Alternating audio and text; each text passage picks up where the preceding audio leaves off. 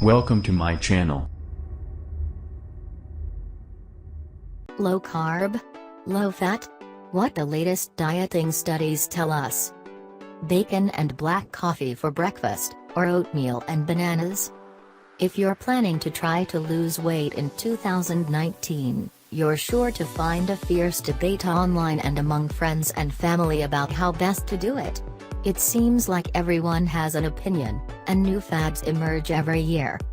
Two major studies last year provided more fuel for a particularly polarizing topic: the role carbs play in making us fat.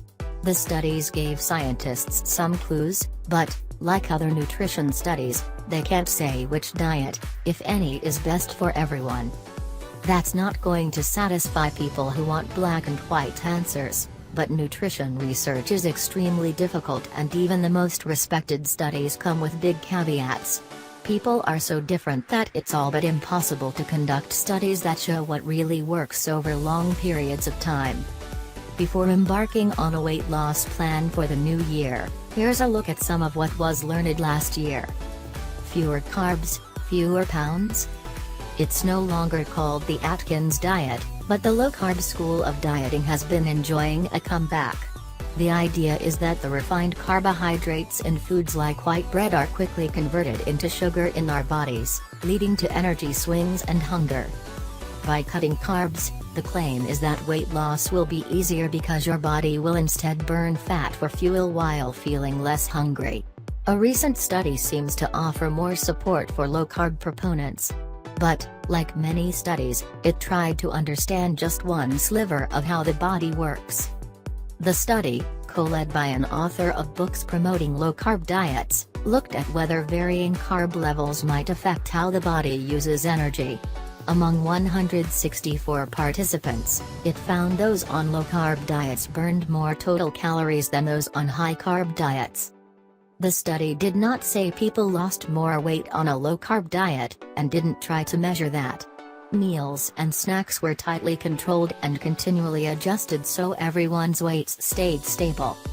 David Ludwig, a lead author of the paper and researcher at Boston Children's Hospital, said it suggests limiting carbs could make it easier for people to keep weight off once they've lost it. He said the approach might work best for those with diabetes or prediabetes. Ludwig noted the study wasn't intended to test long-term health effects or real-world scenarios where people make their own food. The findings also need to be replicated to be validated, he said.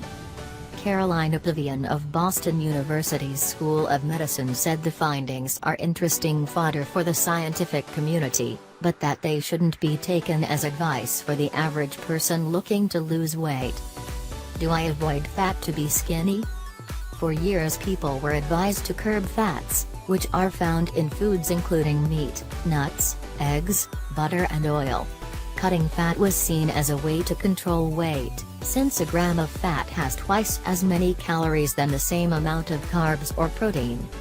Many say the advice had the opposite effect by inadvertently giving us license to gobble up fat-free cookies, cakes and other foods that were instead full of the refined carbs and sugars now blamed for our wider waistlines. Nutrition experts gradually moved away from blanket recommendations to limit fats for weight loss. Fats are necessary for absorbing important nutrients and can help us feel full. That doesn't mean you have to subsist on steak drizzled in butter to be healthy. Bruce E. Lee, a professor of international health at Johns Hopkins, said the lessons learned from the anti-fat fad should be applied to the anti-carb fad. Don't oversimplify advice. There's a constant look for an easy way out, Lee said. So which is better? Another big study this past year found low-carb diets and low-fat diets were about equally as effective for weight loss. Results varied by individual, but after a year, people in both groups shed an average of 12 to 13 pounds. The author noted the findings don't contradict Ludwig's low-carb study. Instead, they suggest there may be some flexibility in the ways we can lose weight. Participants in both groups were encouraged to focus on minimally processed foods like produce and meat prepared at home.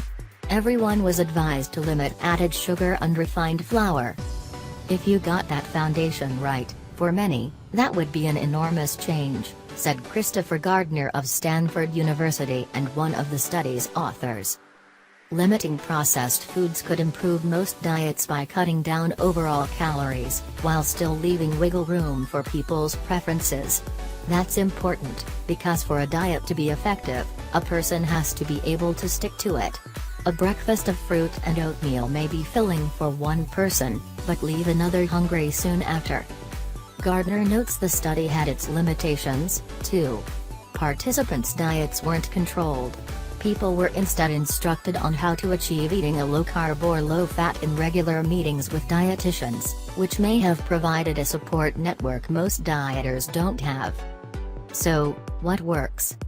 In the short term, you can probably lose weight by eating only raw foods, or going vegan, or cutting out gluten, or following another diet plan that catches your eye.